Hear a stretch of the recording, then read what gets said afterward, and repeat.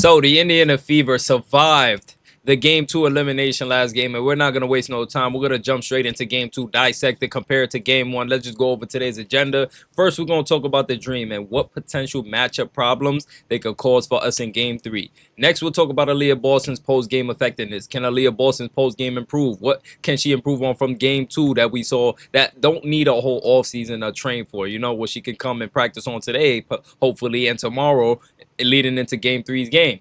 We'll also talk about the Fever's weaknesses, the strengths in game 2, and we'll also talk about what worked so well in game 2 that didn't work in game 1. Let's jump straight into it, everybody. Get ready for the film. I see you gentlemen looking sharp as usual. The ladies looking stunning as usual. Everybody pull up a chair. Let's jump straight into it, all right? If Aaliyah wants to become the dominant post scorer in this generation, she's going to have to up her read and react speed a little more. Just a little more, you know, because we need Aaliyah to be aware playing alongside Kelsey Mitchell, Caitlin Clark, Lexi Hall. You know, you got Cutters. Now you got Michaela Timpson with that link. Natasha Howard if she comes back. Like right here, you're going to see Lexi Hall diving in for a 2 and Aaliyah Boston completely missing her. So right here, this is right here where Lexi Holt makes the drive, right? Now right here, Aaliyah Boston, pay attention to this freeze frame right here. This shouldn't be a reoccurring thing. Lexi Holt should not be this open with Aaliyah Boston's gravity. Maybe she's underestimating her gravity. I don't know, 5 seconds to go. Aaliyah just needs to keep her head up and know what's going on around her. You know, find, you know, poke holes in their weaknesses, you know? Now, anyways, let's move on. Another chance for Boston. And then she throws up a bad layup, like a closer look right here. Lexi's wide open. You know what I'm saying? And this leads to like look at that layup. And you know, people complain about Lexi shooting, but they don't see the amount of open looks that Lexi gets missed on a lot, which I always say is why she plays better with Caitlin Clark. Not because Caitlin's like a god at like giving people superpowers, but because Caitlin puts people in position to win. She finds you when you get open. You know, in game 3, the margin of error will be small. And you cannot bank on another decent officiated game by the WNBA ref standards. Game 2 was a decent game when we're comparing it to the WNBA ref standards, okay? Now let's move on to the next clip. Do you guys remember the July 11th game when the Dream played us and Jordan Canada dropped 26 points at the half and Caitlin had to shut her down in the second half? Let's go over that real quickly and I'm going to connect the dots in a second. Now, yes, Jordan Canada missed some open looks in the second half, but Caitlin Clark shut her down a couple plays in this half, including right here. Slide on her feet. Canada trying to get to the paint. Caitlin is there, forcing her to airball a shot. Good defense by C22. Now listen, okay, I'm getting somewhere. Please just stay with me for a second. Once again, Caitlin Clark shutting Jordan Canada down, and she secures the possession with a rebound. Look at this right here. Canada trying to find an angle. There's nothing there. Caitlin slaps it away and gets it back. That's great defense right there. For all the people who says Caitlin Clark doesn't play defense and just casual box score watchers, like you're clearly not watching Caitlin Clark play, right? Now let's talk about this, right? The next play. Compare this to a simple DHO, not even being fully guarded by Odyssey Sims, who I truly worry about for game 3 if Smethko makes the right adjustments. Right here, a simple DHO happening with Ryan Howard and Jordan Canada, right? One DHO, no screen being set. The screen is being set on Lexi. Odyssey Sims is ready for the switch, or you would think she's ready for the switch right here. But no, Canada just takes 2 dribbles, and now she's already turning the corner on Odyssey Sims. This is not supposed to happen. You know what I'm saying? But anyways, she makes the layup, and, you know, that's something that you want to try to avoid. Now, moving on from that, and let's talk about Odyssey Sims. She gave the Dream their first points. And it's not who she's giving up points to, it's how she's giving up the points. No effort. I guess maybe it's just no ability to stay in front of her ball handlers to stop the paint penetration. Odyssey shot 1 for 10 yesterday, y'all. Despite us winning, yeah, all the good news, I'm worried about the adjustments and sustainability. You know, what's the odds we went on the road with Odyssey Tim going 1 for 10 yesterday, which was unacceptable. But moving into game 3, I don't think she should be starting, especially with what you're getting out of Aerial Powers right now. She's come to Indy and shown nothing but desperation and effort on the hustle plays, you name it. Aerial Powers should be starting next game. Anyways, let's move on, okay? This is who you want cutting people's water off. Pay attention. Lexi Hole on Jordan Canada this time. The best defender in the WNBA, if you ask me. And Canada settles for a tough shot. She doesn't even hit rim. She went from slicing and making a tough layup in traffic, right? Or an easy layup in traffic over Odyssey, to having to be forced to take these tough shots. Now listen, if she make these shots, you live with it because you forced her to take a tough shot, a low shot selection, a low percentage shot, you know. Like, I'm not really mad at that. And listen, after missing Lexi on the first slip, Aaliyah made up for it and found Lexi Hall right here. Natasha finds Aaliyah. As soon as Aaliyah touches the ball, what do you see Aaliyah Boston's face doing? Before she even looks anywhere, she's looking to read the defense and the offense. She's looking to her left before her feet is even set. Now, I don't know if a coach talked to her. I don't know if this is just her saying, "Oh, next time I'm gonna look." She caught the ball and immediately found Lexi. Immediately, Lexi goes up for the layup for 2. That's what you call good basketball. By the way, we know Aaliyah Boston and Lexi Hall is already connected on the offensive end. We know that. I mean, on the defensive end. Let them get connected on that offensive end, and that's gonna be crazy. Because this and adding a three ball to Aaliyah Boston's bag is what takes Aaliyah's game from the just a star or superstar level to a Hall of Fame level. More importantly, her court awareness of realizing who's open, when, and exactly. Now look right here. Let's talk about this. I want to talk about Brianna Jones again, and I've said this ad nauseum. If you've been watching my past film breakdowns, Natasha Howard has to stop jogging to help, and instead she has to sprint for the stop. Brianna Jones does not wait for help defense to come. As soon as she gets that entry pass, she puts her head down and tries to get to the rim. Look at this right here. Right here is when Natasha should be sprinting, but no, she's jogging, lollygagging.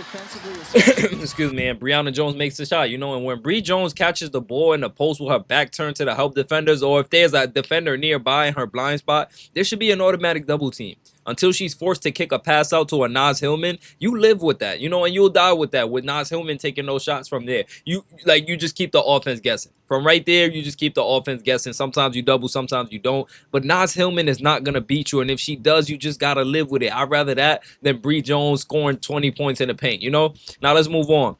You got Odyssey Sims, who once again is struggling on the offensive end, taking these wild shots when she's not even a threat to team shooting the ball. Aaliyah Boston finds her. Now, I'd rather Odyssey, if you're going to take a shot, take the wide open shot. You're over there at the three-point line. Why are you dribbling into the defender? The point of creating an advantage on offense is to take the shot. Aaliyah created the advantage by drawing a double team, using her gravity. Your job is to shoot the ball, but you're not confident in your shot, and your shot is not as reliable. So it's like, what role do you have on the court if Aaliyah's gravity is deemed useless? Like the same thing with Caitlin Clark playing with a paint clogger is deemed useless. You're supposed to play with straight shooters. Put these type of players around straight shooters. You know what I'm saying? And then she airballs the shot. Even worse. Not air, but it is what it is. Listen, airballing in an elimination game is insane. Where you've already given up points on the defensive end, there's no chance I start Odyssey Sims in game 3. I know how I feel about that already. Now let's talk about Natasha Howard. Natasha Howard, she helps on time forcing the Bree Jones kick out right here to Naz Hillman, and this happens. Look at her. Bree Jones driving. Natasha Howard is there. Plug in Bree Jones driving lane. No. Kicks out to Naz Hillman, and that allows Natasha Howard to recover in time for a late contest, forcing a Naz Hillman miss. Like, you live with those kind of plays, You get a stop right here instead of losing the lead to a high percentage layup. Naz Hillman is a career 31% three-point shooter. And for the first time in her career, she's attempted threes in a playoff game. She's shooting 25% from 3 in this series. You let Natasha Howard help on Bree Jones and let Naz Hillman beat you with late contests. Someone has to beat you, and I'd rather Naz Hillman be forced to beat you than Bree Jones, who's obviously shown she can dominate the fever, right? Now, let's talk about this. Look at how tough Lexi makes life on the ball handlers that she guards. Sliding her feet. Look at her. Oh, my God. Look at Jordan Canada on the floor. Lexi on the floor. Do you know how tough this is? She's hitting the ground. She's not good. Like, I'm saying, she's sliding on her back as Lexi sliding out of bounds just for 2 points.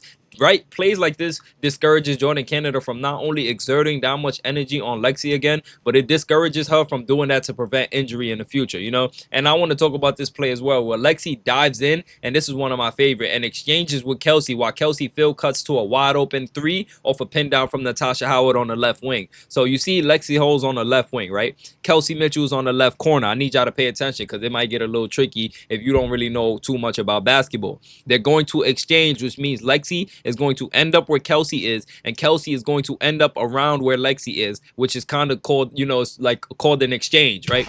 Now, it's a wing corner exchange. Lexi's on a wing, Kelsey's on a corner. It's a wing corner exchange. Once again, Lexi dives in, confusing the defenders. Alicia Gray is ready to pick up on Lexi Hall, going backdoor for the cut, thinking Natasha Howard is going to pass it to Lexi. But this is to throw the defense off. This is why I love this exchange right here, because defenses, especially in the WNBA, is not prepared to guard stuff like this, right? So now Kelsey, being as fast as she is, just creating more separation in the miscommunication on the Dreams end.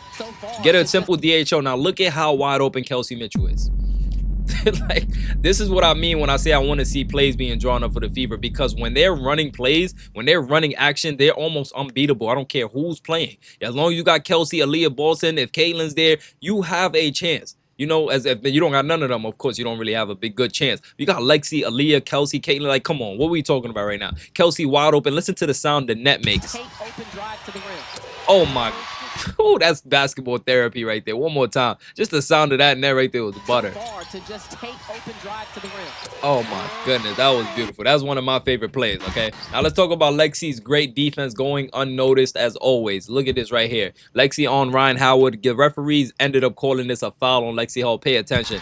Ryan Howard driving, travels, and they called a foul on Lexi. Look at the bench up. Everyone is up. Caitlin has her hands on her head like, what?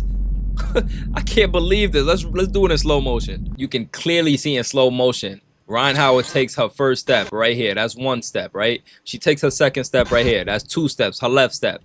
She hops because Lexi took away that left angle that she really wanted. She didn't expect Lexi to still be there, but Lexi's such a great defender that she's still there. Ryan Howard is forced to take a third step, and she goes up, and Lexi gets a foul picked up for this. These referees are terrible, man. They terrible. You know what I'm saying? That was terrible officiating. And then I want to talk about Odyssey Sims struggling to even catch passes because her hands is not up. Her hands is at her hip. Like, look right here. Kelsey's driving. Odyssey has her hands down. You're supposed to not. Your hands aren't supposed to be down. Your hands supposed to be right here. When you see Lexi, when you see anybody, Aaliyah, most of the time their hands is like this or their hands is like this. Their hands are not down. Odyssey's hands are down right now, which Kelsey throws the pass. Now, Odyssey is hard to just pick your hands up that fast, especially when you're known for being a slow player anyways. The ball goes out of bounds, and now that's a FIFA turnover, you know? Now, let's talk about Bree Turner and how she started off. And listen, I just want to talk about this, right? This is what a microcosm of what her game looked like yesterday after Sims gave up another offensive rebound. And Bree Turner is there to save the day with a monster rejection. Y'all noticed, if y'all was there watching the game and the watch party, y'all know this one got everybody hyped. Ryan Howard shoots a three, misses. Odyssey Sims with a box out as usual, but still not good enough to get a rebound. Alicia Gray in the same spot last game took an offensive rebound from in the same spot in game one, took the same rebound from Odyssey Sims. And she goes up, but this time she got to deal with Bree Turner, as Rosie said, MV Bree. Bree Turner with the monster rejection. I loved that play right there. Now let's talk about Bree Turner once again holding her own against the big Brittany Griner, poking the ball loose for some cookies. Look at this. Hand in the cookie jar. Aerial powers hit the ground. Oh my God. Yesterday, I had so much fun watching yesterday's game. I did stay up super late breaking this film breakdown as well, which we're still not done. We got more to talk about. Bree Turner, again, and she is Brittany Griner's kryptonite. She was a pest to her in the post. Pay attention right here. Entry pass, no. Bree Jones is there fronting Brittany Griner. She's not going for it. Slaps it away. Lexi Hall immediately recovers it. And that's great defense by Bree Turner, honestly. To slow down Brittany Griner like that was amazing, you know. And I want to talk about Aaliyah Boston showing flashes of her soon-to-be consistent playmaking game, as KK shows some flashes of her slashing game working in tandem together with Aaliyah. I'm telling you right now, the Fever have what it takes to win a championship. They just got to be healthy. They got to be working as one unit. Everybody got to be connected on a string. When one moves, the other moves, plug and replace, you know, exchanges, etc., etc. Look at this right here. Aaliyah Boston in the post. Kelsey's relocating to the left corner. KK sees an opening.